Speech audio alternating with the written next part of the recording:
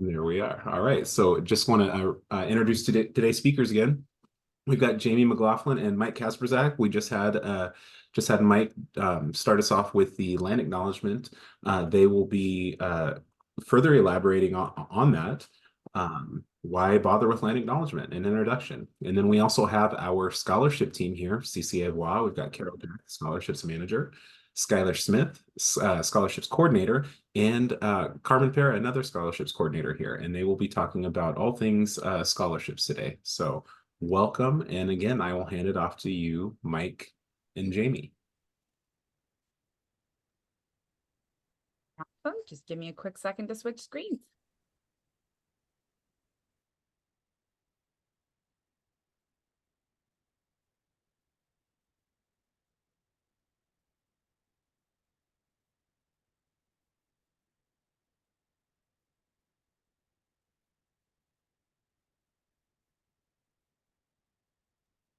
Okay, hopefully you are all seeing our title slide. Mike, can you affirm that I did it correctly? Good. Awesome. So I just want to briefly introduce myself. I am Jamie McLaughlin. I am the mobilization coordinator at Bright Sparks Early Learning Services here in King and Pierce County. I've had the pleasure of being a coach, and so I'm really excited to see a lot of faces, not only from my organization, but people I've seen on the webinar before. And hopefully I also met some of you at Elevate recently, where Mike and I did a longer extended version of this question we've been musing with for the past year. So Mike, I'll let you introduce yourself and then I'll do some housekeeping. Sure. I am Mike Kasperzak, and I am the internal professional development coordinator for Bright Spark Early Learning Services of King and Pierce counties. I spent many years both as a coach and then as a coach lead. I have some familiarity with the world of coaching, and my heart is still there, even though I'm in a different role these days. So before we get in to the meat of all of this, I just want to preface that there will be time for silent reflection at the end of our time together. So if you're somebody who is concerned that you might miss something, or you just like to brain dump at the end, we are going to provide that space if you don't want to be taking notes. Also, lovely of CCA of WA to be recording this, so you will have things to reflect back on. We offer and openly invite you guys to, like you said, following your community norms, like raise your hand, unmute, and Mike will be monitoring the chat.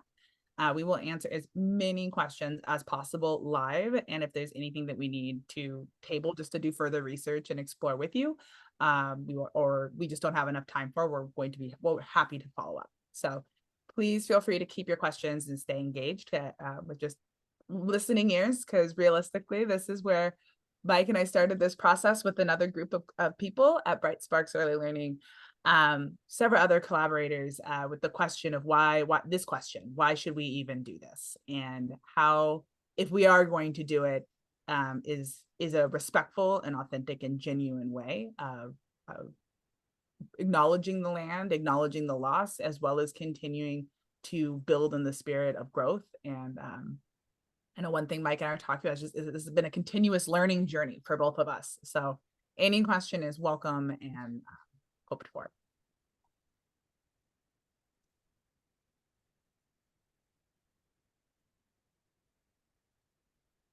Let's start at a really basic level with a definition of a land acknowledgement. Some of you will already be quite familiar with land acknowledgements. Others of you maybe less so. A land acknowledgement is a statement typically spoken at the beginning of a program, event, or meeting, but sometimes at other places during an event or meeting, that recognizes the indigenous peoples who've been dispossessed from the homelands and territories on which the sponsoring institution or entity is currently located and operating.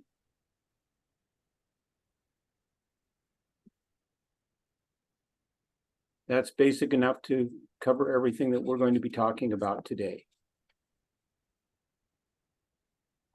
I'm just going to briefly stop sharing because what we're going to transition into next is one of Mike and my favorites. We really, really do adore this video we're going to show you. And hopefully this will kind of get you in, continuing to think about different ways that you can go about this. Because, when we do our long presentation, one of the things we start off with is thinking about like how nervous this can make people feel and how nerve-wracking you may have been if you've been in this position, or maybe you've never maybe you've never even been exposed to it. So hopefully this cute little video it's from Molly of Denali. It's a PBS series, and it is the first American nationally distributed children's show featuring an Alaskan Native as their lead character. It is awesome. It has its own podcast. I truly, truly, truly, truly, truly adore Molly. So with that, let me execute a perfect screen share and show you what's Molly.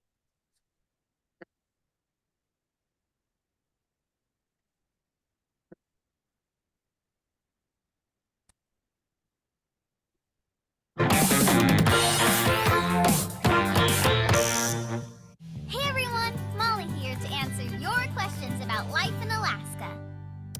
Heather from Maine asks, what's a land acknowledgement? Let's ask my friends in Anchorage. Hi, Molly! Today we are having fun at the museum. Yay! Hey, what does that say? This is the Nina Explana. I wonder what that means. Let's ask when we get inside. What does that sign outside mean? That is a land acknowledgement. And if you want to learn more about it, you can go into the atrium, okay?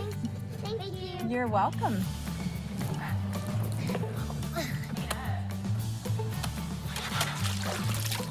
Ooh, I got this far. I got this far. Hey guys, this is where we're supposed to go. This is called a land acknowledgement. The text here simply reads, this is Dena'ina homeland. The Dena'ina people are the people native to this land. We didn't know what the word acknowledgement meant, so we had to figure it out. Well, the word has no in it. To know something means to understand it. We know that Alaska Native people have been living here for hundreds and thousands of years and still live here today. So it's really important to remember that, and that's what land acknowledgement means. Everything we can see here is Dena'ina homelands. It'd be so cool to do an acknowledgement at our school.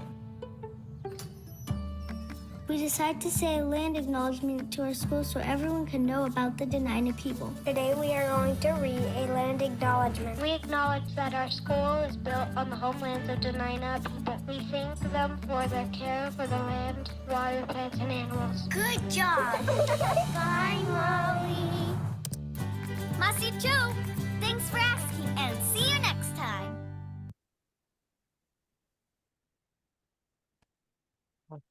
We just adored that video. So hopefully their happy faces put you in the same mood that it always puts Mike and I in when we watch that. It's just the power of being continuously curious and asking questions, and how simple children can break that down when we as adults can spend a lot of time really overthinking a beautiful concept. Let me go back and share my screen again.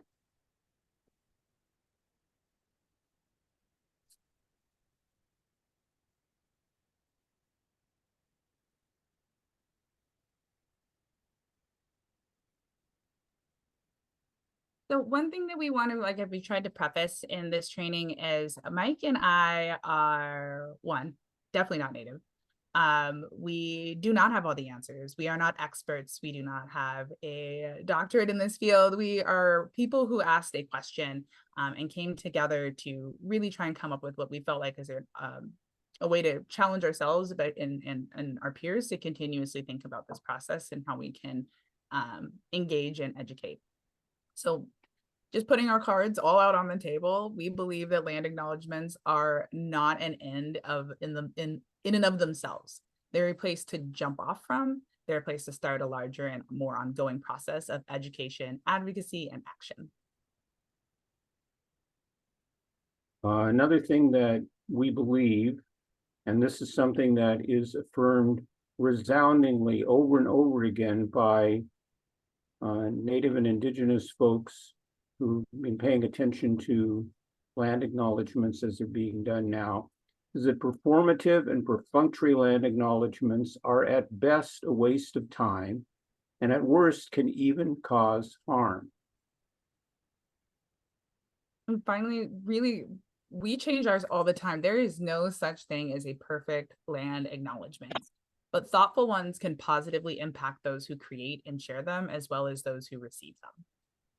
Again, I keep saying we keep challenging ourselves to learn more. We come up with new ideas based on our peers, our own personal interests, and our own educational and equity journey. But being lifelong learners is what we're supposed to be inspiring in our young folk. And this is a really great way to continue to challenge yourself to be a lifelong learner about where you live and who came here before you. I want to pause and give some space before I accidentally start rambling too much. Mike and I are known to talk a bunch. Does anyone have a question that we haven't addressed or something that they want to throw up top?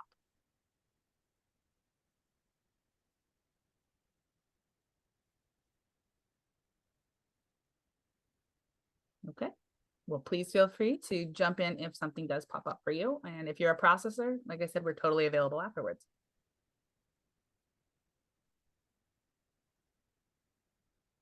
One of the things that ties some folks up in knots at the mere thought of creating or delivering a land acknowledgement is what to call Indigenous folks, both individually or as groups.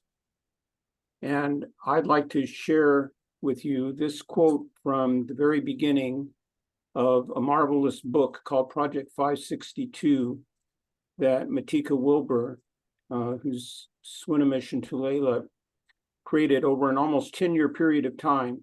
She set out with the intention, the ambition of visiting every recognized tribal group within the United States.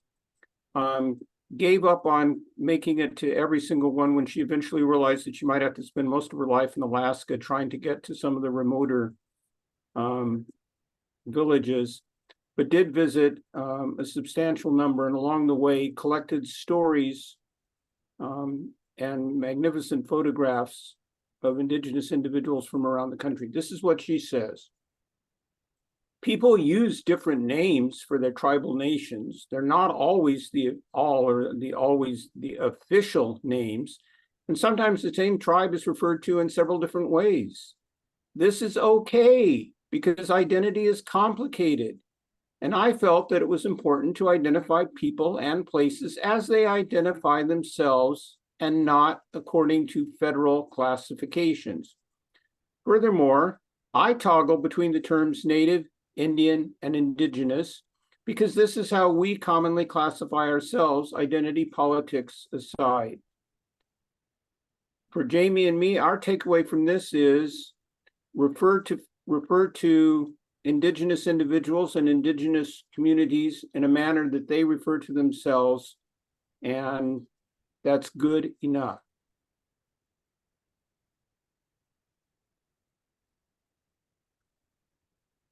We want to share some, we mentioned the benefit of doing a land acknowledgement is that there you can create long-lasting education and impact, as well as creating a potential call to action for folks receiving it.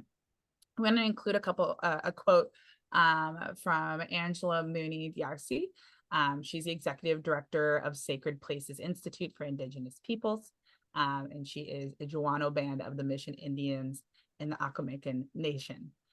She shares this quote about positive impacts. I think that people who are resistant to land acknowledgement don't understand the emotional and spiritual and physical impacts on Indigenous peoples of centuries of attempted erasure by settler colonial societies.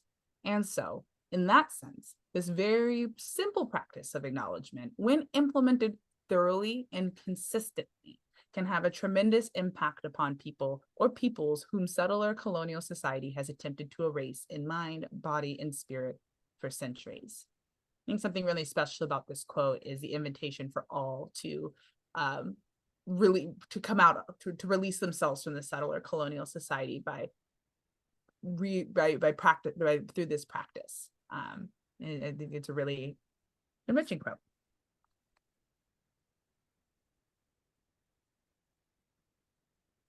We mentioned earlier, however, that one of our core conclusions from the time we've spent investigating and getting more familiar with land acknowledgements and thinking through how to do them is that a check the box sort of land acknowledgement is not worth the trouble and can even be insulting or harmful. Here's another Indigenous perspective about land acknowledgements. Until action is taken to identify and empower Indigenous people, accurate history is taught, and land-based justice is carried out, a land acknowledgement statement feels mostly empty and alienating. This quote being from Summer Wilkie, student coordinator for Native and Indigenous people at University of Arkansas, multicultural and diversity education. And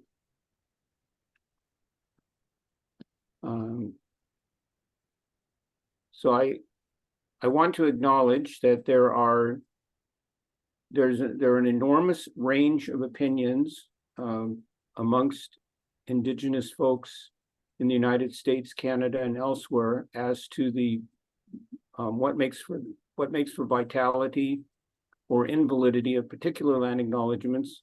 There are voices arguing that we shouldn't be doing land acknowledgements at all, and they're outnumbered probably by voices of those who say land acknowledgements properly done are a positive step. And the key word here, I think, is authenticity. Is there authenticity of effort and research behind the land acknowledgement?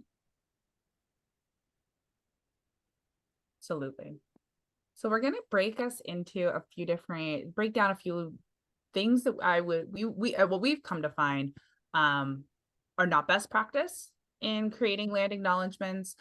This comes from reading some of these Indigenous perspectives, such as a quote like this, variety of different resources and quotes of sharing of ways that these don't work or can be harmful, as well as my own and other collaborators' personal experiences with land acknowledgements that are ineffective and at worst harmful, as well as we'll share some do's with you as well, things that we have come to find or have found based off of these quotes and research that are really effective ways about going about this process. So this comes from the Native Governance Center. They are just a wealth of information. You definitely make sure if you're ever curious and want to go on a little rabbit hole, that's a great one. But when you're delivering a land acknowledgement, don't do it out of guilt or because everyone else is doing it. We don't want to see land acknowledgement shouldn't be something that are trendy or the new kitschy thing to do. It should be something that we're doing to continuously challenge ourselves to learn about our land, acknowledge our ancestors, and do better in our approach in the future so we're not repeating history. You shouldn't be expecting, and hopefully we have not set you up to feel like that you might get one out of this, because we do not have one, but there will not be a specific formula or template. That's where you can find yourself running into that cookie cutter checkbox feeling of land acknowledgements that can often do more harm than good. You're also not here to sugarcoat the past. We're here to be honest and not try and gloss over something. We're not referring to Indigenous people in the past tense. They live here currently. They live among us. They are people, our friends, neighbors, community members. They shop at our grocery stores. So we're referring to Indigenous people and their communities in the present tense. And finally, one of the biggest ones I would love to we emphasize is being grim. There's no reason that land acknowledgements need to be woe and gloom and a guilt, like it kind of refers back to that guilt piece that I mentioned at the beginning of this list. This should come from a place of, again, not sugarcoating, honesty, truth telling, and authenticity.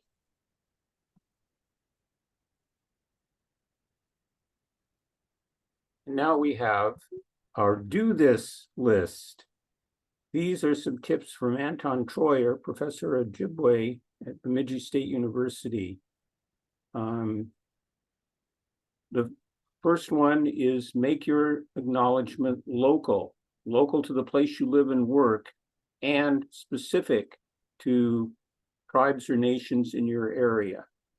So for a land acknowledgement for a gathering of folks from the entire state of Washington, one would expect the land acknowledgement to have something to do with recognition of Indigenous folks within our state. Acknowledge historical injustices. This is different from focusing on historical injustices as though everything is in the past tense, but acknowledging them, being honest, acknowledging contemporary Native existence and resiliency. The two go together. Historical injustices do not define Indigenous individuals or nations, though they are a part of Indigenous history. Including some kind of call to action specific to your institution or agency. That call to action might be educational, that call to action might involve advocacy, that call to action could involve some kind of specific action that individuals could do, but there should be some takeaway from the land acknowledgement. The hardest one for me, be brief. I will say nothing about that. And finally, the process of preparing the land acknowledgement is as important as the product and should include other stakeholders. Jamie, I think I speak for both of us in saying that this is profoundly true. A land acknowledgement typically requires a certain amount of being willing to put aside. To create a new land acknowledgement requires putting a certain amount of time into your life to do the necessary research, meditation, and to thought and figuring out how to most thoughtfully share what you are learning or grappling with others. Yeah, no, I would agree with that. So earlier, Mike started us off today with a land acknowledgement, sharing about the land grab universities and how Washington State University is part of that, which was, I learned that when we were discussing that just the other day, which was really eye-opening.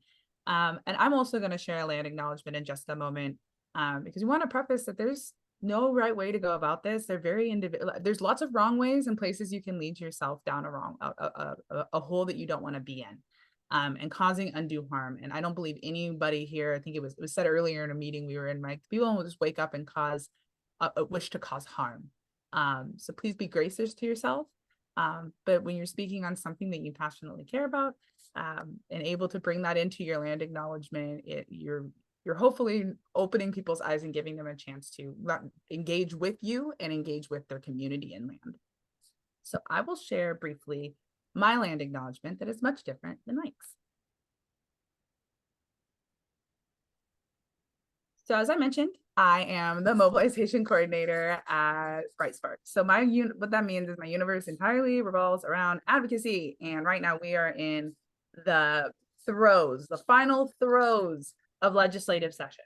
And we are so excited to see a lot of really positive things in the governor's budget or in the proposed House and Senate budget. But why I pulled this out was because for a couple of reasons. One, this was featured in the DCYF tribal newsletter. If you do not subscribe to them, I'm going to put a bunch of information in the chat right now. The second one where it says that's not the right one. Let me get the right link for that, for their where to sign up for their website. But if you don't receive their tribal newsletter, or you receive any newsletters from them, you can go into your subscriptions and add on their tribal newsletter. It has been a wealth of educational knowledge. And one of the things that that has been highlighted this legislative session is there is a bill that has been put out. It is HB 1870. I put it into the chat, and it is about celebrating the life and legacy of late Senator McCoy. He is the first Indigenous senator, and he would be the person that we would like to change the time immemorial curriculum to be named after him. What's really unique about this is that he would, the time immemorial curriculum would also include his traditional name, which is pronounced Lut Li Ash. And this would be the first time the shoot seed is put into state law. So like native actual language would be put into state law. So I find this fascinating because this is the power of advocacy. And I love that they included this in the Indigenous, in the tribal newsletter, because we're activating, this shows the power of caring about something and bringing it to your state officials and finding champions that within the, whether it's in the House or in the Senate, to back and make real change that is effective. It's the power of these calls to action that you can sometimes spark an opportunity or collaboration with outside stakeholders to make real promising change. And this all started with the bill being passed in 2015, and here we are now continuing to have conversations to ensure that our children are being taught accurate history. So that is how I went about my land acknowledgement today, because currently I'm on the Duwamish lands, but whether you're on different lands all across Washington state, we can activate together through advocacy to do things like changing Mount Rainier's name back to Mount Tahoma, or and making sure that our children, like I said, were being taught accurate history. So that's what I wanted to share with you all today.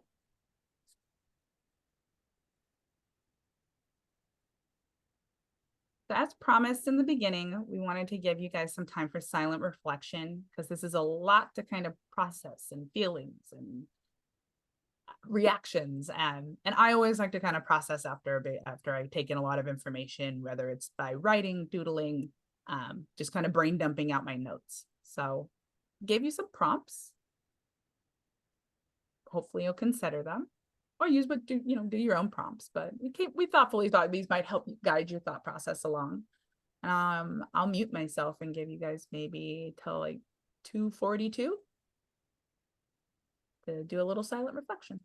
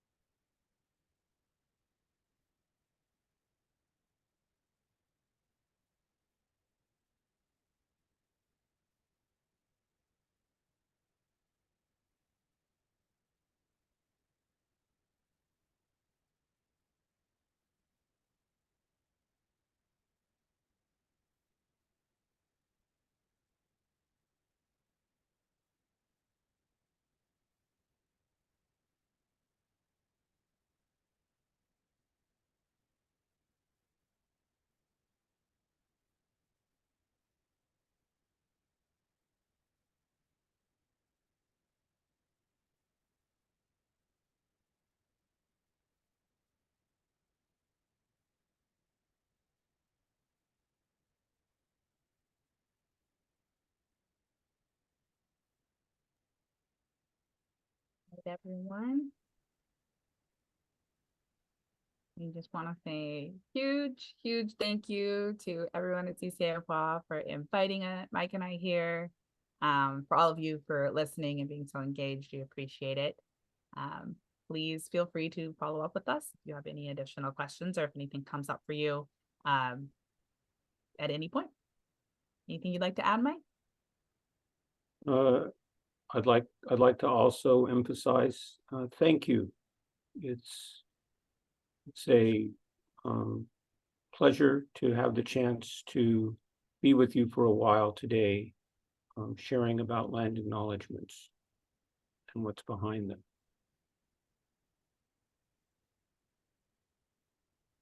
Thank you guys for joining us on our little journey today. And if you see us at any of the conferences, please sign up for our training and we'll give you the longer version. Thank you guys so much. Thanks, Jamie and Mike. Appreciate that. You're always welcome to present. All right, and thank you all for who's interacted in the chat and shared. All right, we're gonna keep moving. Next up, we've got Carol, Skylar, and Carmen, our scholarships team, going to talk all things scholarships. Take it away, ladies. Hi there. It's nice to see all of your smiling faces. So actually, well, let me introduce myself first. My name is Carol Jack, and I am the Scholarships Program Manager at CCA of WA. So I manage the day-to-day operations of the scholarships program, and I collaborate with regional CCA of WA offices, state level partners and funders to basically ensure the successful implementation of scholarship opportunities that advance educational outcomes for childcare and early learning providers. I collaborate with Mika Regans, who all of you know. I'm the Director of Workforce Development, college program advisors and directors and community partners, basically to help maintain and grow the scholarships program. So I've been in the position for just a little over a year. So this year I hope to get out more and meet everyone face to face as much as I can. So I'm really looking forward to that. Today with us, we have Allison. I don't know if Allison can give a wave, but she is part of our scholarships team, and she's here to provide some support. And between her and I, we can answer some questions. April, if it's fine, I can share my slides if you're okay with that. Completely. Okay, great. All right. So if anyone doesn't have any questions, I'll go ahead and get started.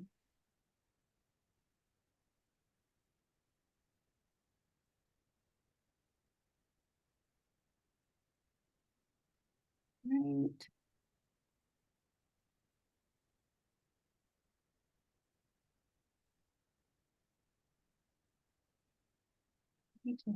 Beginning, all right. So welcome to the CCA of WA scholarships overview session. And what we're going to do is, if you have a question, just go ahead and pop it in the chat. And then afterwards, you know, we'll be able to go ahead and answer some questions for you then, if that's fine. All right. Right, so I'd like to introduce the scholarships team. We've got Carmen Para. We've got Skylar Smith, they're scholarship coordinators, and we've got Allison Cerny, who is here. She's CCA of WA project manager, so she's helping us out with some projects that we've got going on to help keep us up to speed on things. And there I am, and then of course there is Mika Regans. She's our Director of Workforce Development. So who we are the scholarships department. We link education incentives and commitment to enhance the quality of childcare. We support the professional development of early learning professionals participating in early achievers. So that's the key right there with early achievers. Oh, you're not Carol, seeing, yeah, I was just gonna, thank you, Bob. Yeah. oh, okay. let's see here. Thank you, Tamara, too.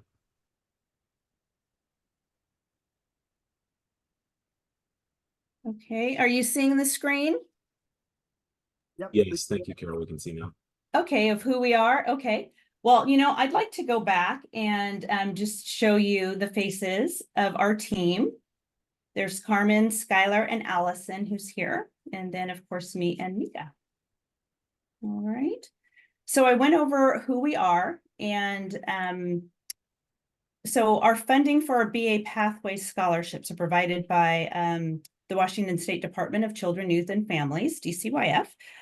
So as you know, DCYF may or may not know, DCYF supports children and families to build resilience and health and to improve educational outcomes. So how scholarship funding is distributed, this is really important, and this can become confusing for providers. So we have our funder, DCYF, and they've got funding that goes through the state board to CTCs, and that's where there are the state stackable certificates and AA degrees. And those are the folks that are going to get the Early Achievers Grant. And then we've got childcare. And so we have bachelor degree scholarships. We also have the Montessori certificates and UW coaching certificates for ECAP coaches. So Early Achievers is Washington's quality rating improvement system for childcare facilities. And that they commit to providing high quality early learning experiences for children birth to 5 years old. So if you have a provider that is pursuing a stackable certificate or an associate degree, they should apply for the Early Achievers Grant. And they can do that through their EA grant contact at their institution. And then here's the link for the EA grant eligibility requirements. And they can go here to the homepage. And those links will be available for you. Right, so I'm going to break this down into different sections. So I'm going to talk first about providers and the scholarships available to them. And then I'm going to talk about scholarships available to coaches and qualifying staff. And then I'm going to talk about scholarships available for Pierce County residents. Right, so let's take a look at the providers. So we've got the BA pathways. So we've got kind of the BA pathways, that's the umbrella. And there are a few ways that they can have scholarships under BA pathways. So BA pathways is for those who need to complete the last 2 years of their BA or BAS degree. They must have completed an AA and ECE or direct transfer agreement and have applied to or been accepted into a Washington State degree program. So the pre-BA direct transfer agreements gets a little confusing. So if they're within 30 credits of being able to complete their AA degree and apply for a BA degree, we can support them. So if they're not sure, just have them reach out and we can go over that with them. We also have the Montessori credential. This pathway can be used by any approved MACD accredited academy in Washington State. And it's only for early childhood and infant and toddler credentials. Applicants must have completed an AA or a BA degree. And so here gives a little bit about what MACD is. It's dedicated to improving academic degree and certificate programs for Montessori professional educators. And so here is the link that shows you which institutions are approved in Washington State. Sometimes we have providers where they would like to attend a school in Portland, and it's unfortunately something that DCYF won't provide funding for. So eligibility, they must be employed for at least 3 months at the time of application. So when they fill that out, they should have already been working for 3 months. and their facility or program has to be participating in early achievers. They must work a minimum of at least 10 hours per week teaching children. So they need to be teaching children or in a leadership role at their current facility. And they have to have a merit-approved associate degree or direct transfer agreement. And of course, they must have applied to or have a conditional acceptance from their university. And then here is the link for merit, where they can go. And there's also in merit a, one of those boxes that they can get help from, where they can do a chat. All right. The application process. So some of this information will be repetitive, but there are a few changes in the application process for each of these scholarships. So the application process for providers, they want to go to the scholarships homepage. And then under bachelor's degree pathways scholarship, they want to click learn more, and then they can find the apply online link. So here are the deadlines listed out. So we've got the priority and final deadlines. Priority means that it's guaranteed that their application will be reviewed. And the applicant's authorized facility representative, or AFR, must fill out their section of the application before we can move them on to the next phase of the application process. That's very important. So it really is the applicant's responsibility to make sure that their AFR has filled that out. So if you're talking with a provider and they're saying, I applied for the scholarship, I really haven't heard anything, I'm not sure what's going on, please encourage them to reach out to us right away, because it's probably that it's pending, oops, I'm so sorry, I'm click happy. It's probably pending an AFR form that we're missing. So they definitely need to fill that out. Okay. Also, the application will be reviewed by the scholarships team, and if they meet the minimum eligibility requirements, an email requesting verifying documents will be sent to them.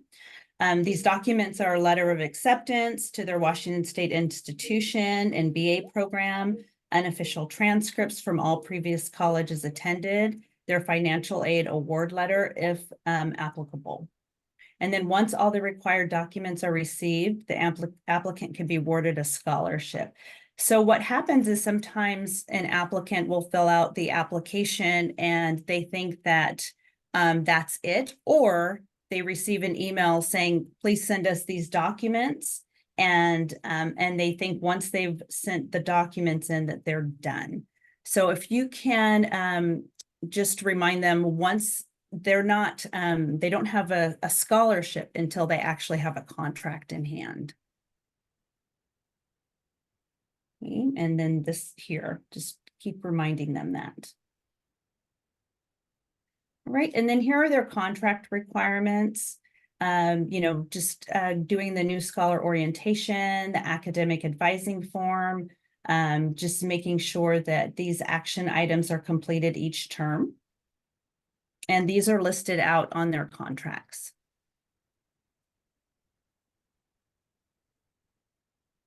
The expectations of scholars: they must remain with the same employer for 6 months after the successful completion of the scholarship contract. They have 28 business days from the last date of employment to gain and demonstrate employment with another early achievers facility to maintain their scholarship. And that's really important, that they go to another early achievers facility and within a certain amount of time. They must complete a minimum of 15 academic credits during a scholarship contract, and that's during an entire year. So a lot of applicants think that it's 15 per quarter, but it's 15 for the entire contract year. And then they're strongly encouraged to apply for financial aid. It's not required, but we really encourage them to, so they can maximize their funding, because they receive $9,000 per contract year. And so sometimes depending on where they're going, they may not have enough funding when it comes to springtime and summer. So we want to make sure that they've got coverage. And then here are some of the benefits. I just talked about being $9,000 per contract year. They get paid release time. It's optional. It's paid directly to the facility for paid work time to complete class-related activities such as attending class, meeting with an advisor, or having to go on a specific day to take a certain test. The strong reminder is that the optional part is because providers, the employer does not have to participate in release time. So providers really need to talk with their employer in advance about this. Make sure they're eligible. And then they get reimbursement up to $500 for required books and course materials. And then here are just the dates listed out.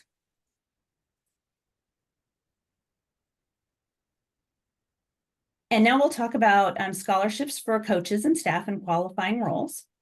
So we've got the staff associate degree, bachelor's degree, and the University of Washington certificate in practice-based coaching.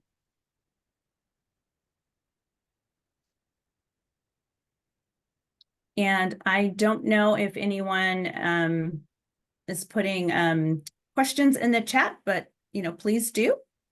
Just a reminder. Okay.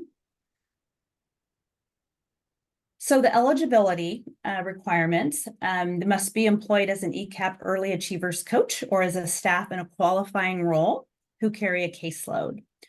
You must have a recommendation from their supervisor and must be accepted into the academic program. So the application process, few differences. You want to visit here for your professional development information. You'll then be directed to the DCYF scholarships and incentives page, and then onto our CCA website, where you can choose the BA pathways for the online application. Even if you're doing an AA degree, you still want to choose the BA pathways on our website. The reason you'd want to go here, you just want to make sure that you're looking in your professional development queue just to see if there's any changes or updates. All right. For the UW practice-based coaching certificate, you want to visit our homepage, and then under coaching certificate, click learn more and apply online. And then it's the same types of due dates. Now with this coach's certificate, I'll get into it and on the next page on the particulars of it.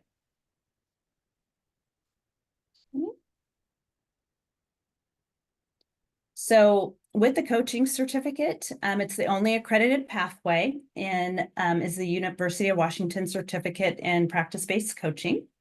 Early achiever coaches can apply for both the UW Balmer grant and the CCA of WA scholarship. So right now, I don't know if it's going to be available next year, but right now they have the Balmer grant that covers tuition. It doesn't cover all of the additional fees, and that's where we can come in and pay for those fees. So that's why you could definitely apply for both. And this coaching certificate program is for a duration of 3 terms, and it starts each fall. And then here is the link for that coaching certificate. And right now they just have the basics up there, and they probably won't start putting more information in until the end of spring, beginning of summer. Okay. And then contract requirements. We must be notified immediately if you decide to add or drop a course.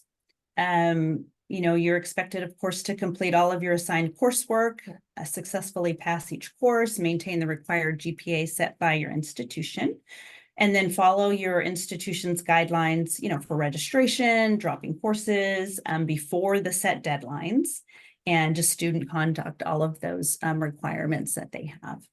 And then notify the scholarships team by email of any change in your enrollment status, employment status, or to your personal contact information within 10 days of the change. And that's really important because that could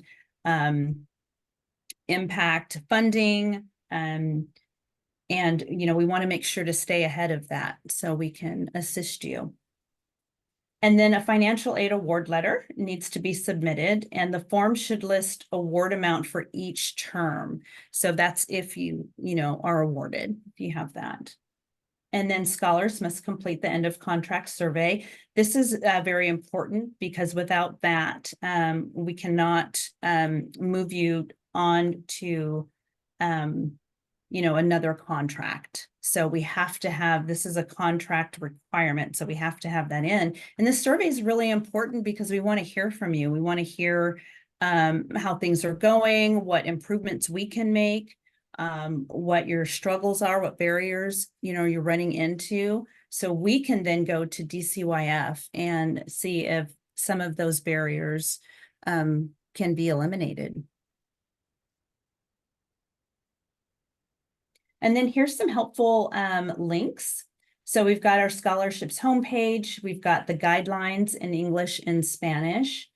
We've got scholarships forms. We have a lot of online fillable forms that go through DocuSign. And then we've got the approved funded program guide. That approved funded program guide shows you all of the schools in Washington State that DCYF allows funding for. And so it doesn't have links in there. And the reason is that, institutions change their information quite a bit. And so that would be hard for DCYF to keep that updated. So, but it's got the program names and the school names, of course. And then the program guidelines, similar to CCA of WA guidelines, got more detailed information about the Early Achievers grant. And then the ECE Careers Portal. And so that's to help keep your options open. You can look to see what types of, jobs are out there for providers. They may be looking at, how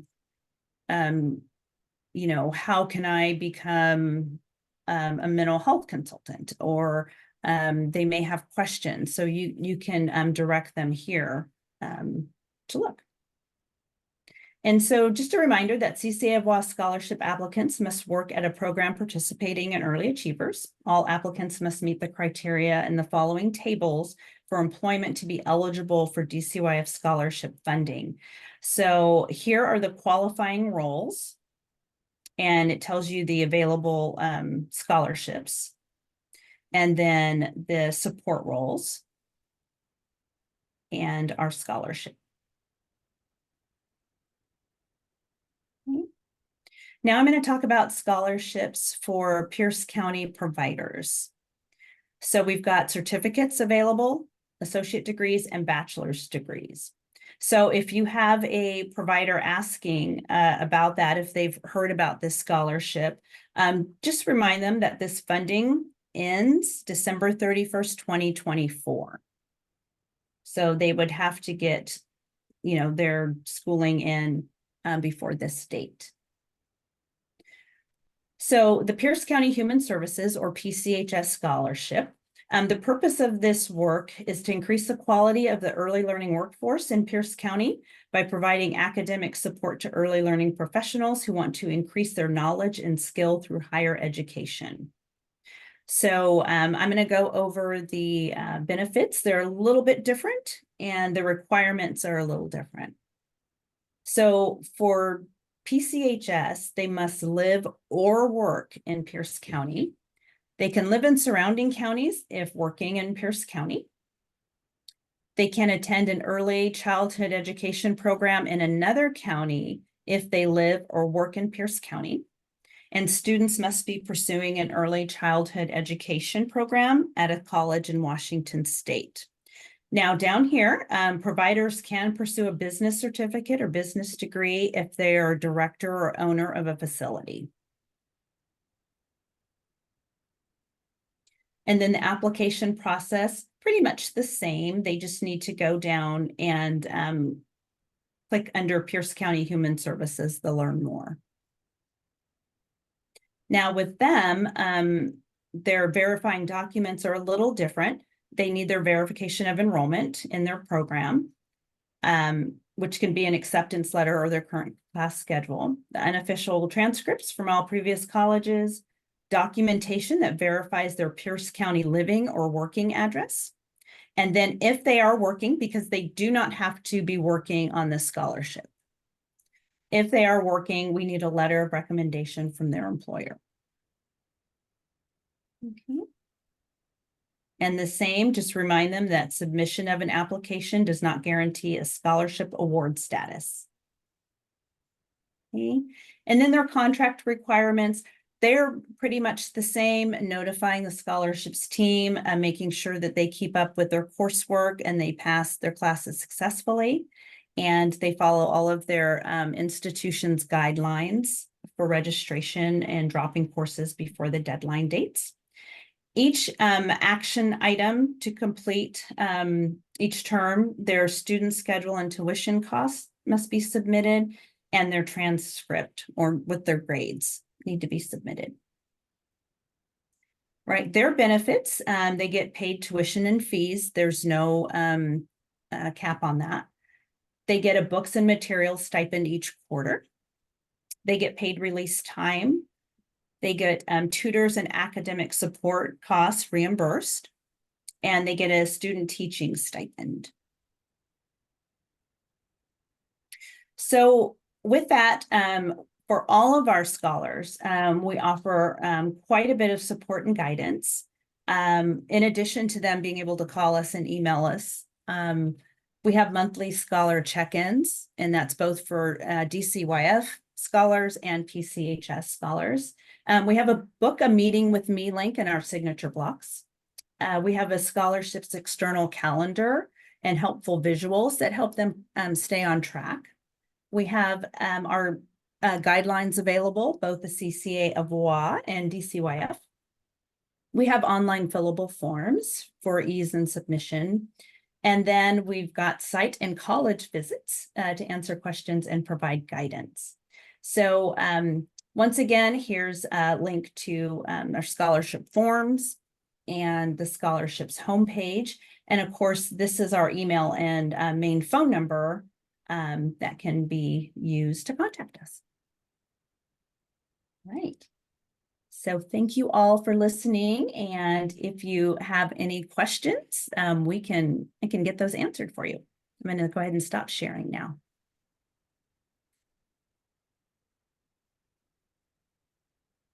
Right. I will go to. Carol, you have several questions in the chat. Okay. Let's see here. I'm going up to. Okay, I see Amanda. You said, does that apply to coaches' paid release time? Could you elaborate on that? Yeah, I am an early achievers coach and I'm also a scholar, and I was just curious if that paid release time pertained to coaches who are out in the field, who also need to attend classes and do volunteer time at our community-based learning sites and all of that. Unfortunately, it does not pertain to coaches, and I know that has been mentioned several times to DCYF, and so they have mentioned the substitute pool is available, and so that is something that each time there is an opportunity for us to talk about changes and additions to our contract, that is mentioned. So we will keep doing that for you, Amanda. Thank you. You're welcome. Okay, Susan, you said, I work with a couple of providers who have said that their funding ran out this quarter. What should they do? Yeah. I'm not sure if they've got financial aid definitely have them reach out to us so we can provide some resources. Definitely have them check with their institution to see what scholarships, emergency funding help that's available from their institution. But collectively, we should hopefully be able to get them some good resources to use. Okay, thank you. You're welcome. Okay, Jessica, thanks. You put that in about release time. Is there required? Okay, Kelly, you asked regarding release time, if employers agree, if there is required documentation for the student to complete for the employer, what does the employer need to do in order to be reimbursed? Great question. So the employer will fill out a reimbursement form. And so once the scholar lets us know about the release time, they'll have access to those forms, and they'll be able to give that to their employer. They'll fill it out and send that in to us. Okay, thank you. I asked that question because I'm working with a program where the director owner is having difficulty getting any information from the student about classes attended in order to get that reimbursement. And so she's wanting to know, what can she do to make that happen? If there's like a form or that the student should be giving her, or where will she get the forms? She can go ahead and so in the chat, there is the scholarships forms link. And I encourage you all to look in the chat and copy all of those. And you will get a copy of these slides as well, but it would be on the scholarships form page, and it is the reimbursement form. Okay. And if for some reason, if they can't find it, or just have them reach out to scholarships, and we'll definitely get them that information. Okay, great. Thank you. You're welcome. Okay, so DJ, you asked, my most asked question for scholarships from providers is where to start. Yeah, I have a contact list that needs updating. Is there a new one? So absolutely. The first place for them to start is they can send an email to the scholarships email address, and say, I need help. I don't know where to start. And we will help them. Absolutely. If they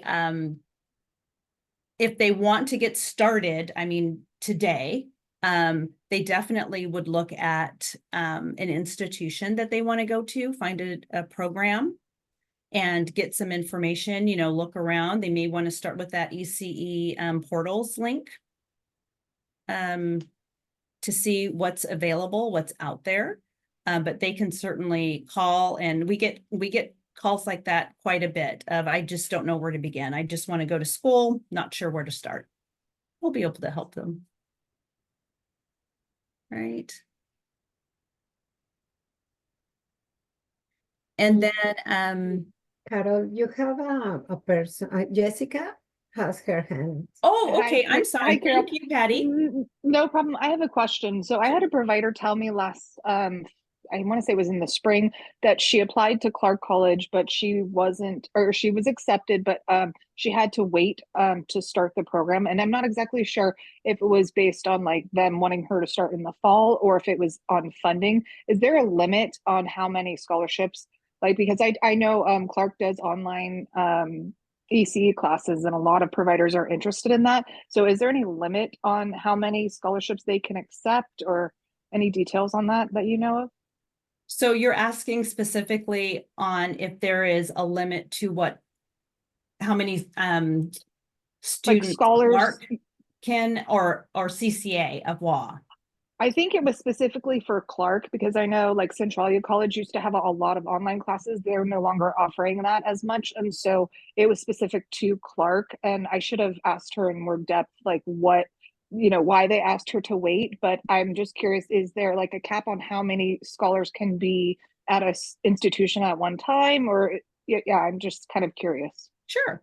Well, not in our eyes. I mean, if we've got Mhm. 30 scholars at one institution, that's fine. But what Okay. might have happened with Clark is it could have been the class was full and they Mhm. were put on a wait list. It could be where there may have been a delay to her start because she needed additional classes before she could actually begin that program. So there Okay. could be a lot of factors of why she had to wait to start. But as far as a scholarship, right now we don't have a waiting list. So, when a scholar applies, it really does depend on their eligibility, if they meet those requirements. So, so definitely not on our end, but it could be a number of factors. Okay, excellent. And I also want to thank you because I am on your scholarship at University of Washington, and you guys made it happen. And I really, I love the school and I love everything I'm learning, and it really connects with my position as a coach. So thank you. Thank you, Jessica. I may be reaching out to you for a testimonial. Absolutely.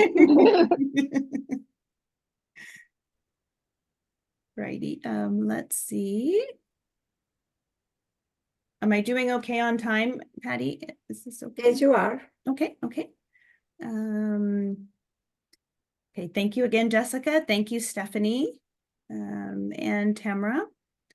Let's see, from Angie, will the EA scholarship fund someone with an ATA and ECE? Many four-year programs are not accepting the ECE, ATE as transfer options. So when it comes to a student transferring into a program, it really does depend on that program on what their requirements are or how many classes they want them to take before they can apply. So I think you misread my question. It's not the word not, it's now. Oh, okay. So I'm asking if they have an ATA, will the scholarship fund them for a BA, or do they need to go back and get a DTA before you will fund a BA? Oh, no, they can have an AA or ATA. That's either is fine. It all depends on what the school accepts from them. So they may have an AA and the school may say you still need 30 credits before you can apply. We will fund up to 30 credits. Perfect. For pre-BA. Mm-hmm. Okay, wonderful. That answered my question. I appreciate it. Oh, you're welcome. Okay, any other hands? Okay. Let's see, Vivian. I work with an immigrant provider. She doesn't have Social Security. Can she apply for the scholarship? Yes. She sure can. Great, thank you. Thank you, Patty. I have 5 more minutes. Okay.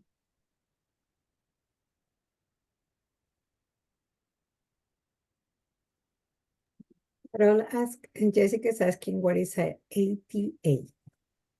An ATA. So there's the direct transfer agreement, direct transfer, and I think that's what she was referring to. The direct transfer agreement and an AA and ECE. So a direct transfer agreement can be, let's say it's a general associate degree. They may have a few ECE classes in there. Or they may have no ECE classes in there. So the BA program may say you need 45 credits or you need 30 credits before you can apply to our BA program. Every school is different. What Evergreen College, may need is different than what UW may need. Oh, you're saying technical arts. Oh, okay. Yeah. Okay. Perfect. So in that case, if it's ATA. I haven't heard of an AT. Where's that at, Angie? Everett Community College. Everett. Okay. Okay. I see. So Everett is, yeah, Everett's not, okay.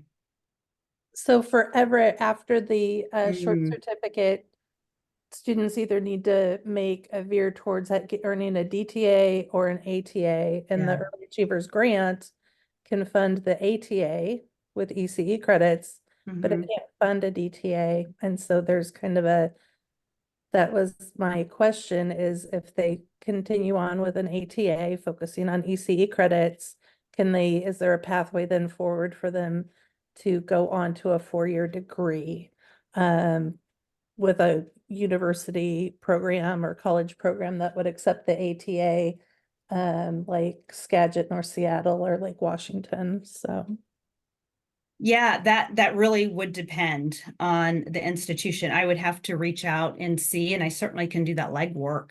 I've actually done it. They actually will accept it. So Oh, good. that Okay. I wanted to make sure the funding piece, being you with the Oh, yeah. scholarships, would fund that pathway that looks like an option. So thank you. Absolutely. As long as they have an acceptance letter or a conditional acceptance letter, we don't care. That's worked out between them and the college. So yeah, absolutely.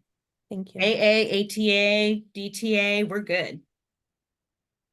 Thank you for clarifying that, Angie.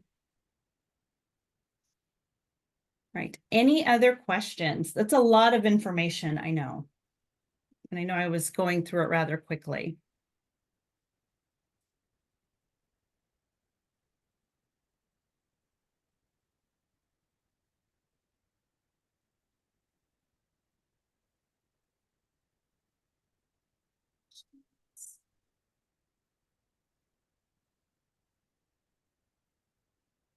Anyone have any questions about any of the links?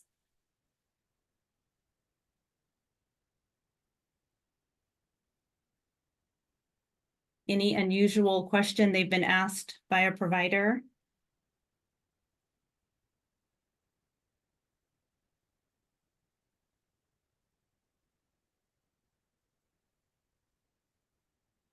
No, okay. Well, thank you all. Thank you for engaging and all these wonderful questions you asked. I appreciate you. Thank you for allowing me the time to present.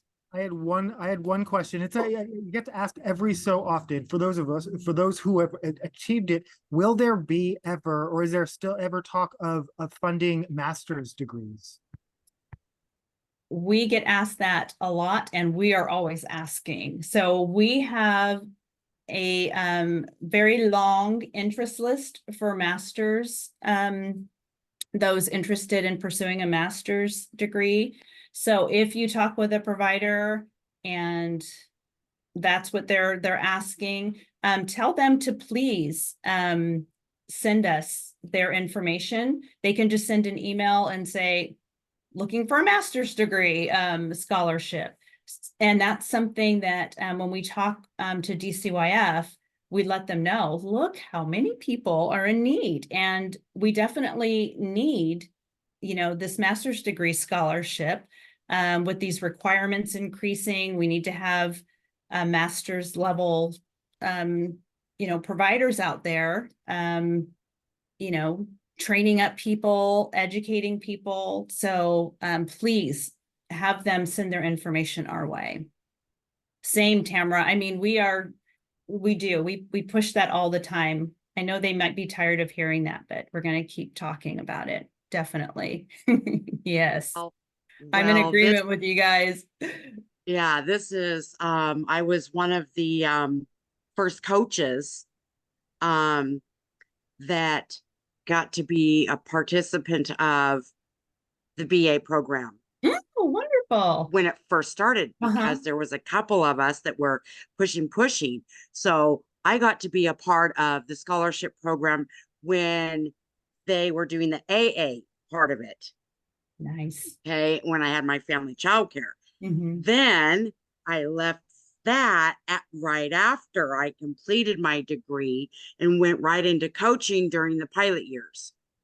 And yeah, I want to say 2012, 20, I can't remember when it got authorized, but we were like, yes, we need to have it now because I just got awarded the BA program or scholarship, and I had just left my family childcare and became a coach. And I'm like, oh no.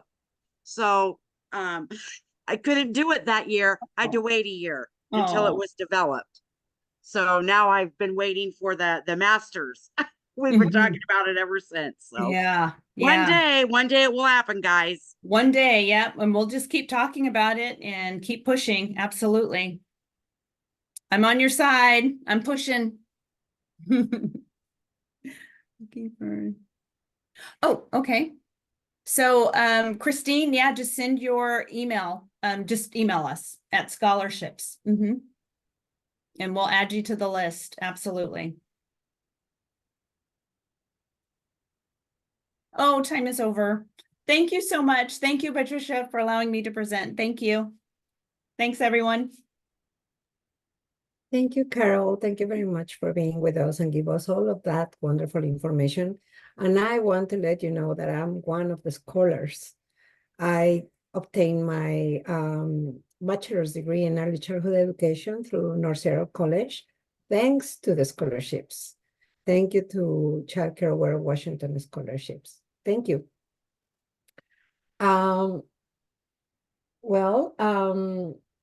Today we are going to give you the gift of time. So I see Tamara moving her arms. Thank you so much. I just want to let you know that our next webinar will be on March 28th at 2:00, same channel. And the topics will be confirmed, and we will send it to via weekly news update the week before of the webinar. And we really appreciate you being here with us. Thank you so much. And if you are so kind to help us filling up the survey, you can see the QR code over there in your screen. That help us to plan for our next webinars and with topics that you really want to learn about. So thank you so much and have a wonderful afternoon.